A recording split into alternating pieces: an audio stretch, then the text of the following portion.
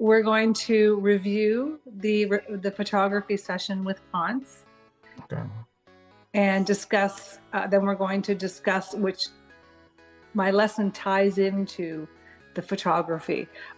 Discuss professionalism, personal responsibility, the importance of taking accountability. We haven't touched on that yet in First Impressions.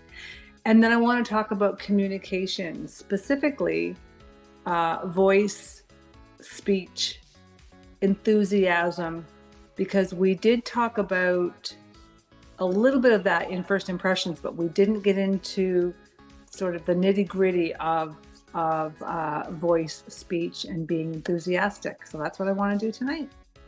All right, gang, I am anxious to hear about what went on with the photography session, what you learned from Ponce, and just talk about that whole experience and what he taught you. What did you take away from that?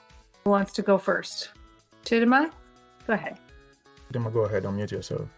From him, like, I learned to be like more confident, and like seeing like the pictures I took, like I felt like I had like I was like really confident, and like I was like it felt like really good to like take the pictures and all, because like I could like see that after, like when he showed me the pictures, like I saw how I did, and like I saw like the poses I did, and they were like really good because like I had confidence. So you were happy with what you saw, the product of you having your pictures taken? Yeah. So that made you feel a little bit more confident? Mm-hmm. Yeah. Okay. Who's next? I would like to go next. Good. David? Yes, ma'am. Good evening, ma'am. Good evening. Yeah. So during the course of the photography and all,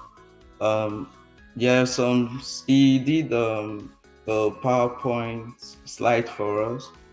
It taught us how photo shoots boosts self-image, like it shows others to see you in your best light, increasing confidence through posing and all of that.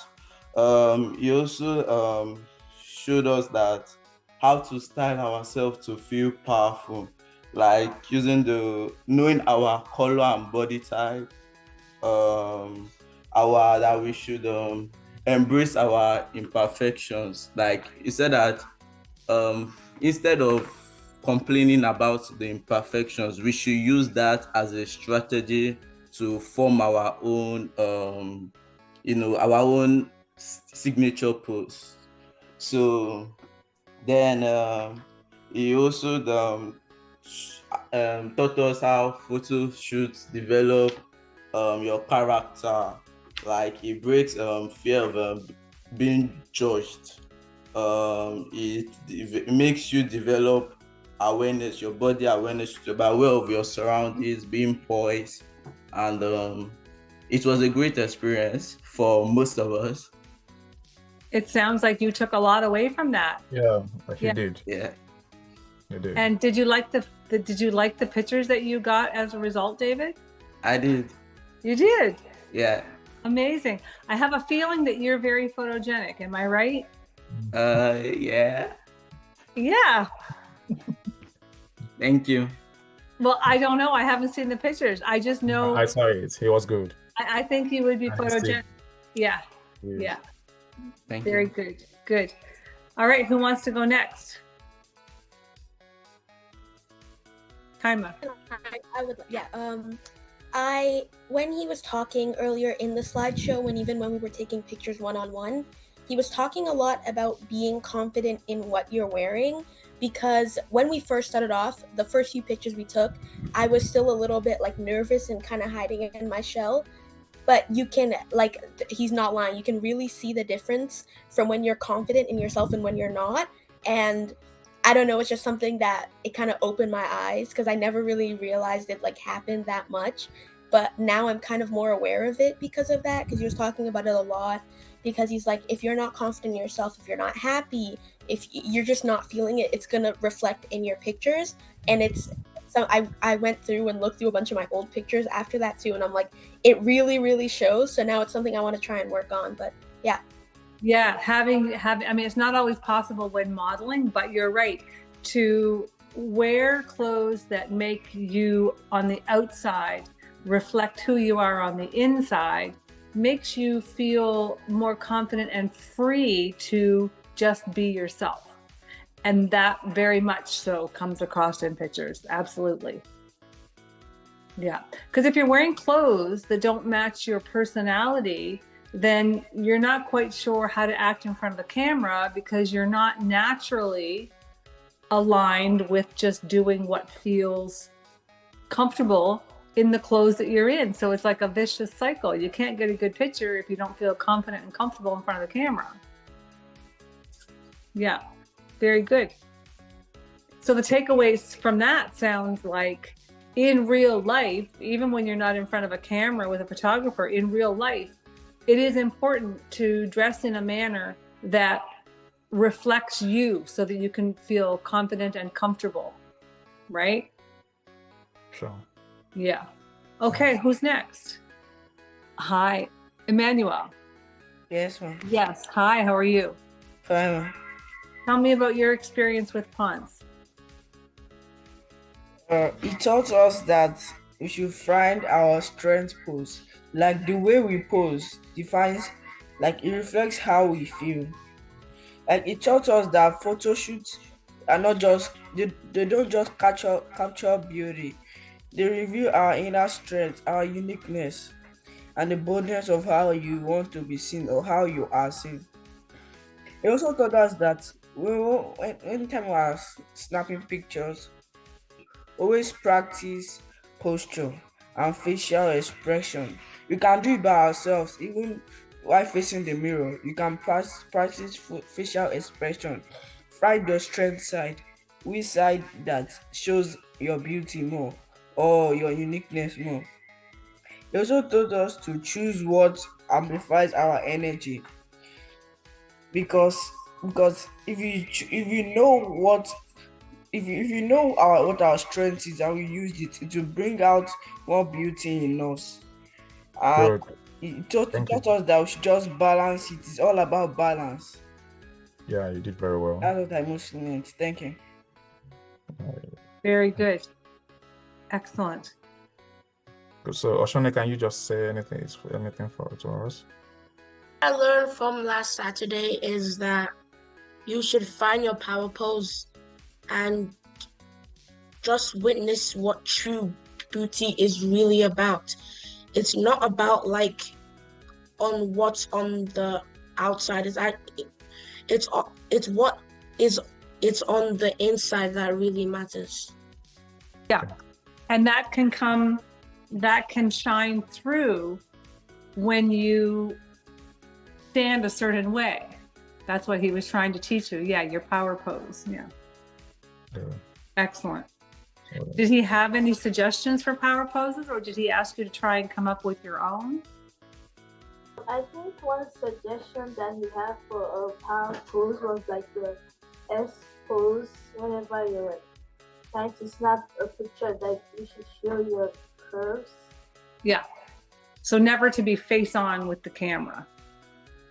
Yeah. Very good. So with regards to modeling but really not limited to modeling, when it comes to, but it's such a great example we can use. Professionalism is so important in those types of situations.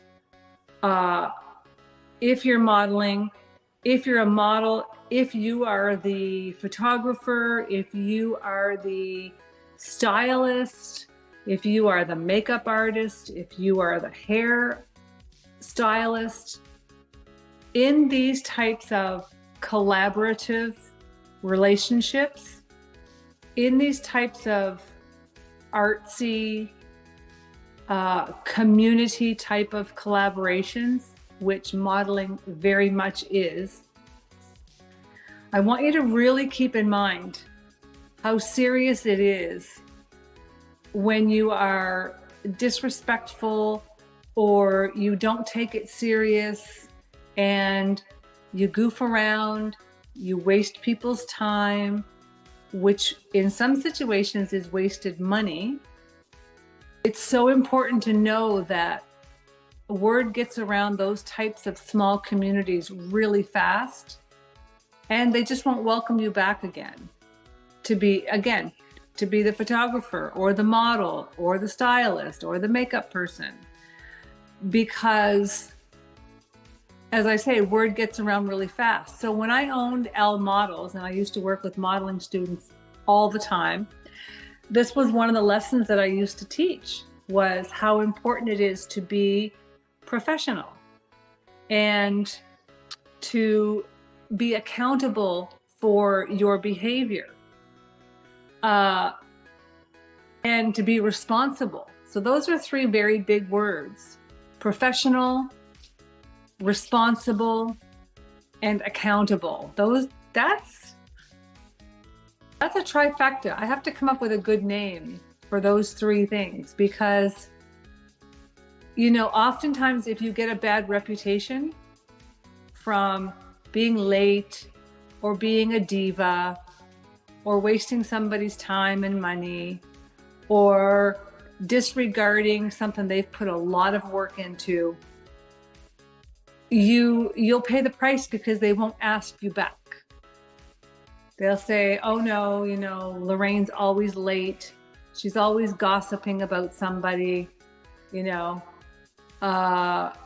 she's not responsible. My clothing has got damaged before, you know, when she just takes it off and throws it in a heap in the corner. So these kinds of things in a collaborative, creative environment like modeling, acting, photography, design, very, very, very important to make sure you're not that person. I've dealt with so many, and I've seen it from all angles. I've seen how people who don't behave well, how they get talked about, and how people say, well, we're just not using him or her again. I see it all the time.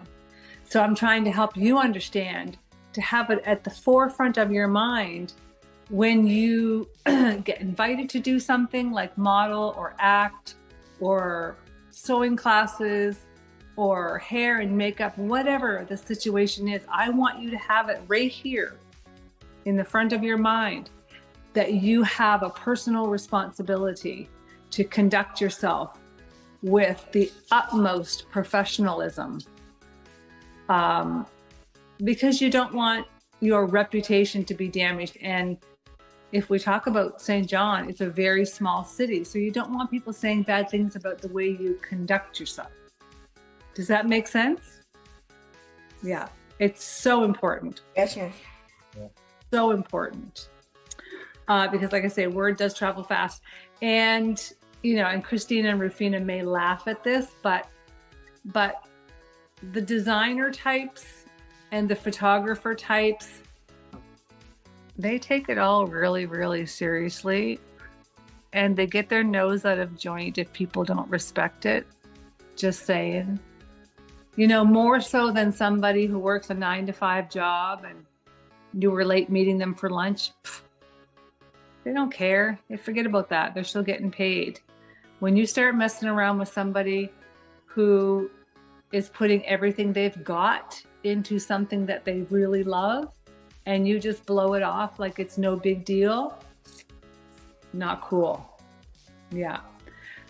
So professionalism. So in the context of that type of scenario, professionalism looks like showing up on time. Professionalism is, and here's what I see people do wrong all the time. Professionalism is showing up, looking and doing exactly as they've asked you to look and do. You know, I have this designer friend in Moncton, and she used to help me a lot with my modeling school. She would bring her clothes down and outfit my models twice a year. We had a great relationship. she was telling me about a shoot that she was going to do. So she had all of her clothes designed. She had the theme for the photo shoot all planned out in her head. She was paying the models and the photographer, and she had the scenes all set up. So one model had on, a specific outfit, full face of makeup, very fancy hair. And between going from location A to location B, the model went to her apartment, combed out her hair, and changed the makeup. Needless to say, she never did any work for that style, that designer again, because that designer put her own money to pay for hair and makeup, and she disregarded the whole thing and went and did her own thing. So professionalism and personal responsibility look like doing what you've been asked to do. And regardless of how old you are, and I used to tell my models this all the time, it doesn't matter if you're 14. If you've been hired to do something in the modeling or acting or hair and makeup, if you've been asked to do it, then you are old enough to show up and do what you've been asked to do. Age is irrelevant. Accountability. Accountability means if something goes wrong, either you're in a new job or you're in this modeling or acting scenario I just spoke of, accountability is something I see lacking these days. It looks like this. If you've done something wrong by accident, but nonetheless, the buck stops with you, it was your fault, you need to own it. You need to stand up and say, this is what happened. It was my fault. I take full responsibility for that. And I will do what I can to make it right. And that is accountability. Pushing it off onto somebody else, not standing up and taking account for it is, it's poor character. You do not want that to be part of your character traits. You want to be known as somebody who takes responsibility for their actions, sometimes even when it's hard. None of us like to think that we make mistakes. We certainly don't like to make mistakes that cost somebody money or hardship. But if you have done that, you need to say, that was my doing and whatever. Full accountability for your behavior. In school, at home with your parents and siblings, in your first job, in a modeling gig, I want you to take accountability for your behavior. Can anybody tell me a time when they did that? When it was hard and you were scared and you didn't want to do it, but you're like, I gotta own up to this because I did that. I have all kinds of examples, so somebody must have one. Yeah. Because we're not perfect. And here's the thing, when you're not accountable for your behaviors, people know. You think you're getting away with it, but you're really not, because people know. And you know what? You know who the most important person is that knows? I know. You know. So make sure you make yourself proud. Yeah, so professionalism, personal responsibility. Again, when my models would come to class and some of them were, 13, 14, and they would say, oh, my mom didn't pack my shoes. I'm like, is your mom here walking? No, they're your shoes. They go on your feet for you to practice your walking. So why is your mom packing your shoes? So again, that's the personal part of responsibility, is that it is your job. You're old enough to take care of packing your own bags and taking your own food and having what you need to go to your sporting event or, to a modeling gig, a fashion show. That's your responsibility, not your mom's. Does everybody agree with me on that? Yeah. Yeah. So if you're old enough to be partaking in something, you're old enough to be responsible for your own stuff or your own schedule or like what time you have to be there, right? Yeah. Does anybody let's talk about that.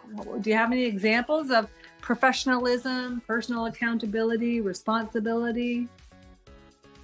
Do your parents ever talk about that? Anyone? Kaima, do you have anything to say? Any of them, whether accountability, professionalism, personal responsibility, do we have? No hands up? Nothing in the chat? Nobody talking? Oh, wait. One thing in the chat. That's it. Okay, go, Kaima, go ahead. A lot of stuff. I feel like a lot of stuff about me is theater related because I'm really hyper focused on it. Yeah. But there'll be some times that I'd be so busy that our director is really hammering a lot of practice on us because he wants our shows to be great. And sometimes it'll just like completely slip my head. And he'll be like, Kaima, make sure you practice this one mistake that you've been making and you just get that right. So when we come back to rehearsal, we don't have to redo it again. And then I completely forgot. And I had to tell him, I was like, hey, Drew, I'm so sorry. I wasn't able to practice. I got so carried away and I was really tired and I fell asleep. And he was like, you know what? It's fine. We weren't even going to work on it anyways. But thank you for letting me know, blah, blah, blah. But that was... Yeah. So you were honest and you took responsibility for it. Yeah. And then after that, the responsible thing to do would be to try and layer in something that helps you to remember, putting it in an appointment book, putting an alarm on your phone, like again, not letting it become something that happens over and over. Let's move on to communication, voice and speech and enthusiasm. So we did talk about, communication, how it's the impact of communication is almost entirely nonverbal, right? We talked about that.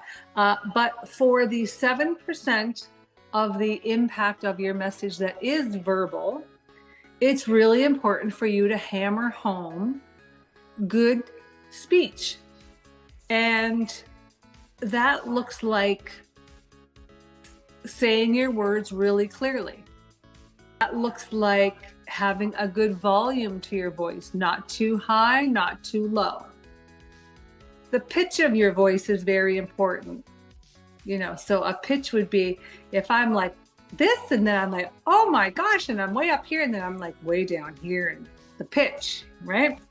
So having your voice and your words enunciated. You know what that means? Does anybody know what enunciation Kaima does? Probably because she does theater. Enunciation is saying each word clearly so that it can be understood. Not trailing off or mumbling so people can't hear what you're saying, right? Because then you're like, what? What did she say? So enunciation, speaking very clearly, cadence, right? The cadence of your voice. Are you leaving enough little bit of space between the words or are you cramming them all together and speed talking, right? So cadence is another thing. And yeah, so let's start with that. So as I say all those things, what do you think you need to work on put your hand up actually, if often when you speak, somebody has to say, what'd you say? Sorry, say that again, excuse me. Put your hand up if that's you. Okay, Ashoni, thank you. Yeah, so it could be one of those things, right? It could be that you mumble a little bit towards the end, so you trail off. It could be that you talk too fast. It could be that your words aren't enunciated clearly. It could be the volume of your voice. So it is good, as you're moving into young adults, to look at what your voice sounds like and how you talk, what your speech is like overall, and even ask somebody else's opinion. Ask Christine, ask Michael, ask Rafina, ask your schoolmates, ask a teacher that you like and trust. Say, I'm going to say a sentence, we're going to talk, and then would you please tell me what you think my communication is like? Somebody will tell you if you ask. Yeah, because we are going to get into public speaking soon. So I want to lay the foundation in having you become aware of your communication style and work on maybe what needs to be worked on before we get into actually public speaking. Yeah. Anybody have anything to say about that? What, like anything, as I was saying all of that, do you think about anything that stands out about your own voice or your way of speaking or your way of communicating? You know, the pitch of your voice, the volume, enunciating your words, the cadence, right? The speed of your words. So something came to mind, which I know it's still a function of where you come from. Okay? Yeah. So when you notice when the Indians speak, you have to like, yeah, some of them are very good, but most of them it's not that very clear. Okay, you just have to like be very attentive and like listen very well to get every bit of what they want to pass across. Okay, the same thing is applicable to some Africans.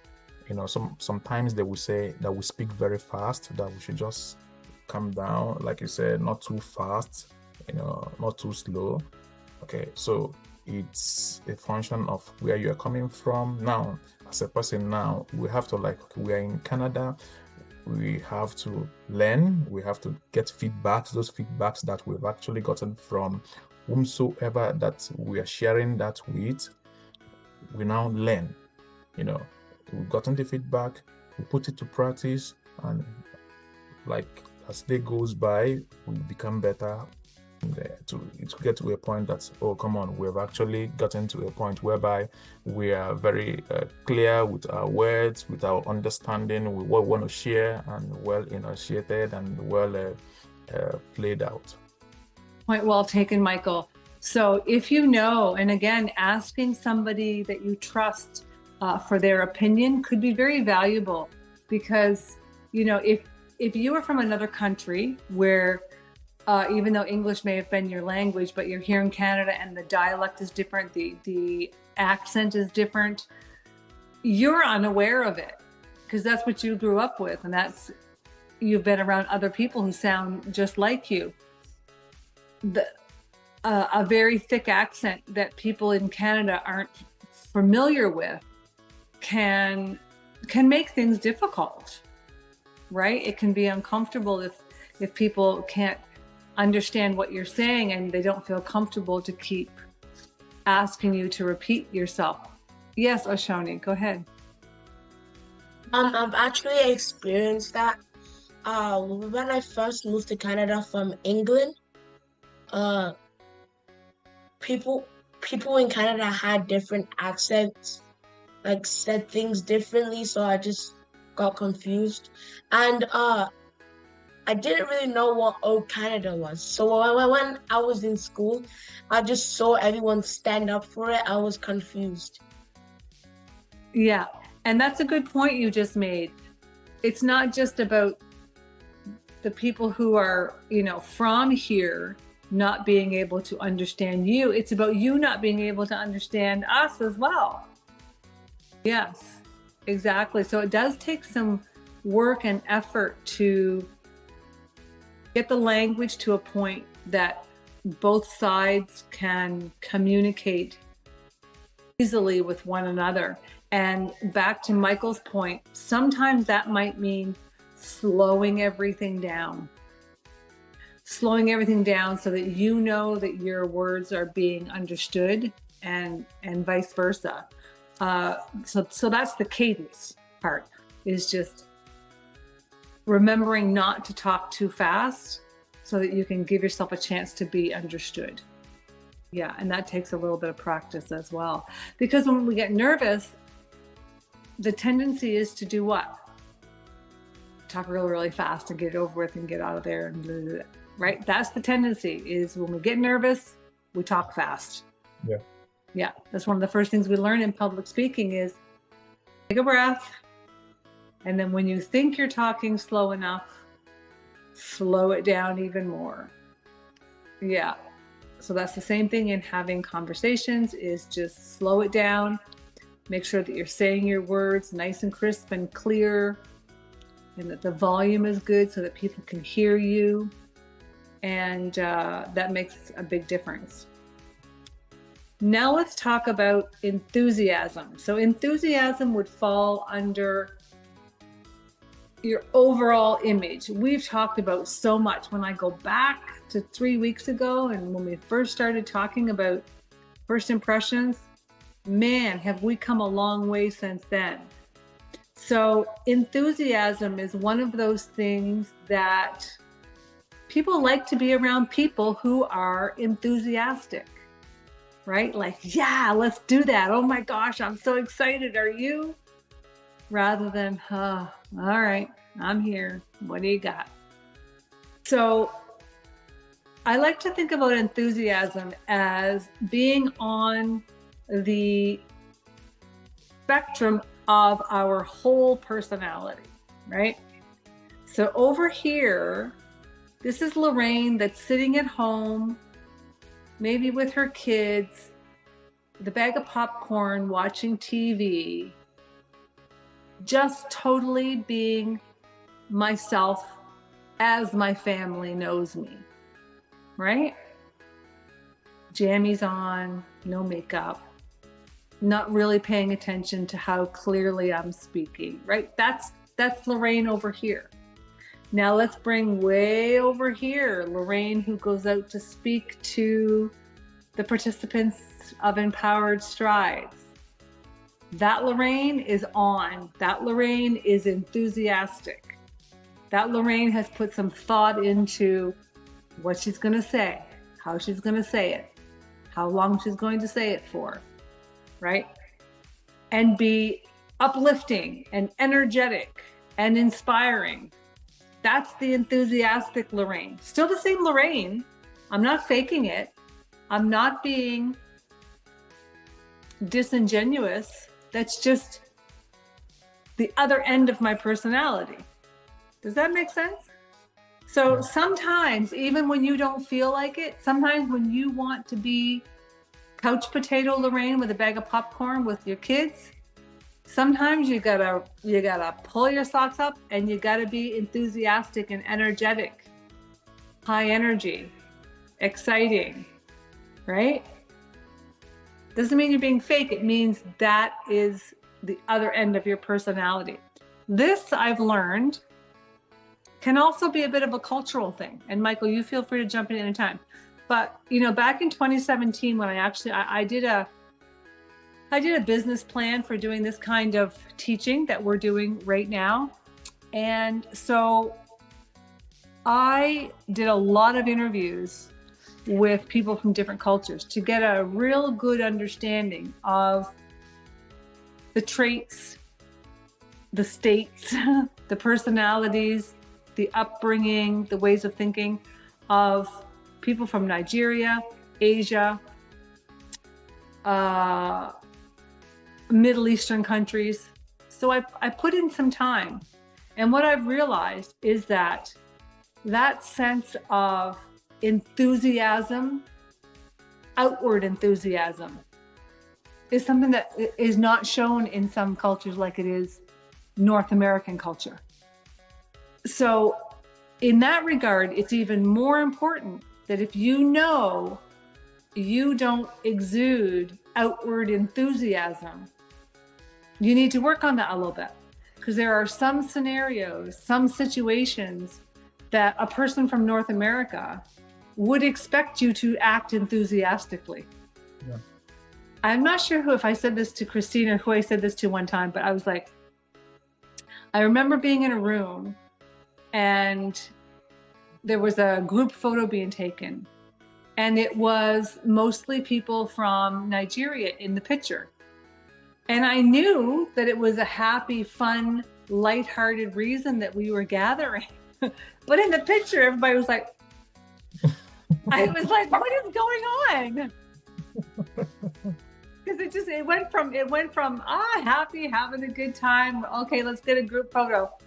It doesn't mean they're not happy, you know. They're just posing for the picture, you know. That's what I was told.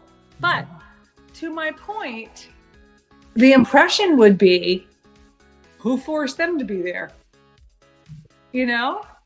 So if it is a cultural thing to not be enthusiastic, you might have to work on that a bit, depending on, you know, what your role is, you know, and if you are, say your first job is at the YMCA and you are the activities director for a seniors group that comes there once a week to get out of the house and have some fun, you better be enthusiastic, right? If you're like, okay, we're going into the gym and we're going to throw frisbees. Or you could be like, are we ready to go? Today is Frisbee Day. Do you see the difference? Very well. It's still the same person, the same personality, but you're trying, right? Because sometimes the situation calls for enthusiasm. Yeah, that's one of the things people look for in leaders, by the way, when they don't even realize what they're looking for. They're looking for enthusiasm, right? What is that reason I'm going to follow you into the trenches? You got to give me something to get excited about. So that was like sort of the last thing I really wanted to touch on, is the importance of knowing when you need to be enthusiastic, because it matters. So that's where learning comes in. Okay.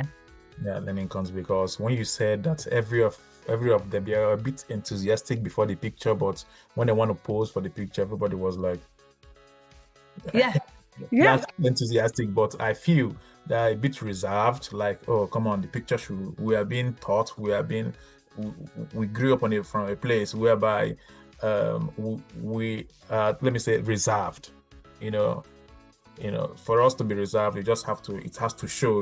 We have to be a bit calm, you know. Yes. Meaning that in leadership, we should be enthusiastic, because this energy is being transferred down to even the grassroots, you know, to those that are following you. So you should, to an extent, be, you know, show it, you know, even when you are not built that way, but you have to show it.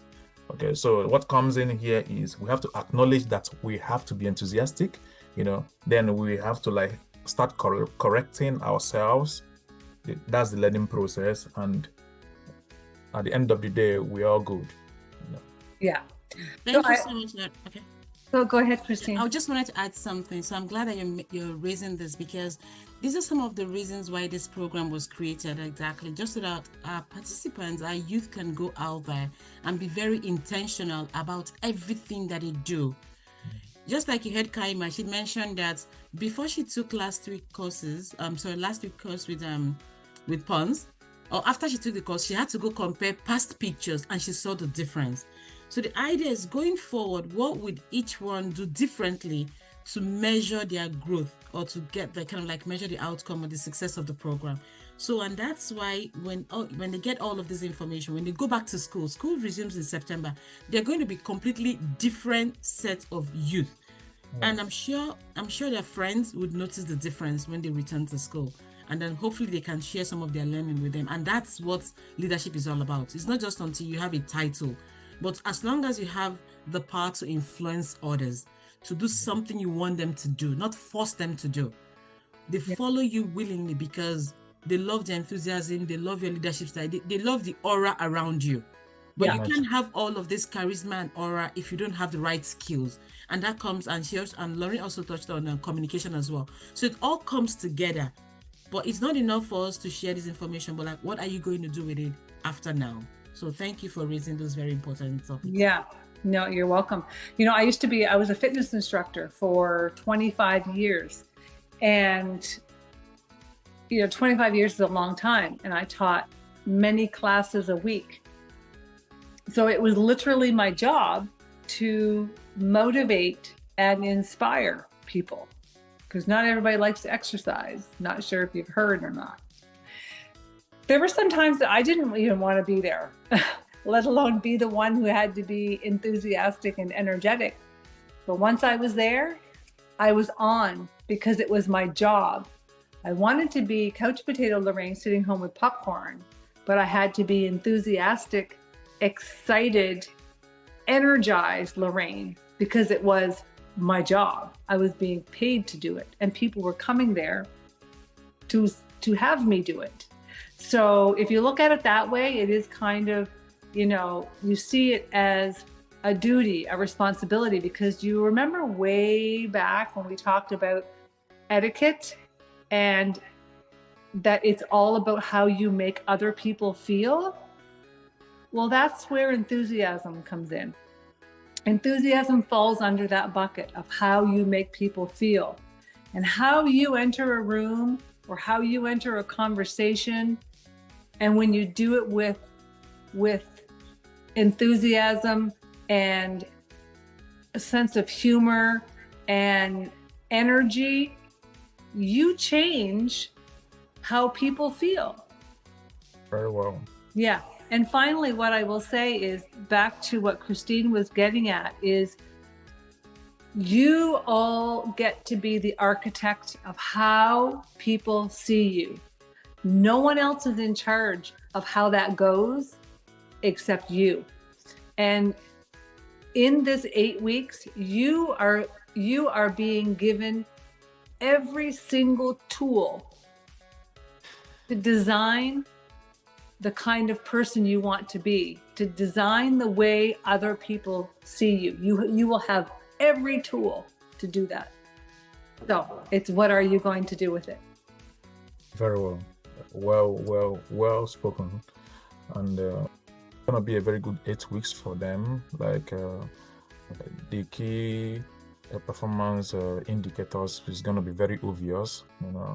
Like them themselves, they will know that a change has been caused, a change has been effected in their lives, in all ramifications, the way they talk to people, the way they see themselves, the way they feel. There's going to be a change. And if there is no change, or if you feel that there's no much impact that is being made via these our meetings, it's going to be good if you get back to us, not just coming for the classes, like I said initially, not just coming for the classes and listening. We should be able to put it into practice. And in a situation whereby there is a misalignment, we don't know how to follow through, we don't know how to put this into practice. Christine, Lorraine, Rufina, myself, we are all here.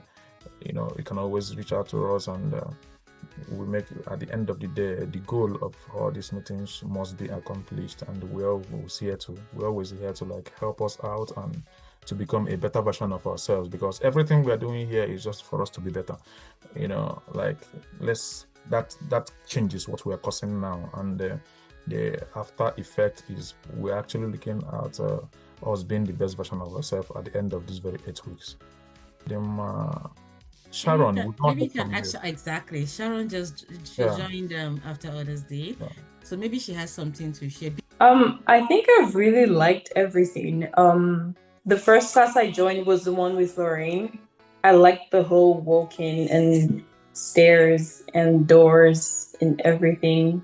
It's like when you think there's nothing that could get better, each week just gets better. And then there was the whole who you are thing. I really like writing, so I love to write and research into my whole background and history and culture. And then the photo shoot was very practical, so the whole poses and everything, it's like you actually doing something that you always see other people doing, and then seeing that you can actually do it yourself. And one thing I will say before we close out is, when you do show up and you are so put together, oftentimes opportunities happen for you that weren't planned. I used to always have my model bag with me when I went somewhere, and it has happened many times that there was a model who didn't show up, and I would get pulled up to be a model because I had my bag with me, with my shoes, with my makeup. So if you're serious about a creative lifestyle, modeling, acting, hair, makeup, design, be prepared when you go places, because you don't know what opportunity will come up right in the spur of the moment. It's happened all the time. Okay, well, that is all I had planned for tonight. Okay. Thank you very much. We appreciate your time, and enough has actually been taken off, which we will revisit next time we meet. Okay. So next time we have to all we've learned today, let's put it into practice, Yes. And really practice and take notice of your speech and communication, because we're going to add on with public speaking, I think, one of the next 2 times we're together.